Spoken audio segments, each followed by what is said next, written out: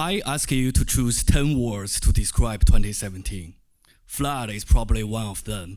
Floods seem to be happening more or less everywhere and having big impacts on a lot of places. Trying to understand how flooding happens is the main motivation for why I do what I do. Part of my PhD research is trying to seek the recipes for flooding which I can use to derive the flood frequency curve as shown on the figure on the right. This figure links the probability with the magnitude of flood. For those of you who don't like statistics, there are only two things to remember. First, a 100-year flood is worse than a 5-year flood. Second, a 100-year flood doesn't mean it would only happen once in 100 years.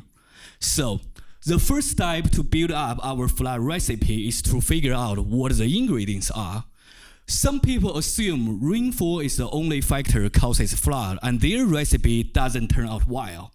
If the same amount of rainfall would fall on UW Arboretum or on State Street, the second one would cause more severe impact. Floods are the product of complex interactions of factors including rainfall, soil moisture, and land cover. But the good news is the development of the remote sensing technology make all this data accessible to us. So in my research, I developed the database storing all this high-resolution rainfall and soil moisture for the whole United States. Then we put our ingredients into a frying pan, which is our hydrological model, to mixing those data and calculating the flood frequency curve. I ended up making a lot of use of the Center for High Throughput Computing, which is actually on the second floor of this building. So you can think of it as an academic cloud computing resources, allowing us to put our model and data on the server. So users like you can just visit our website, pick any location on the map, and to derive the flood frequency curve there.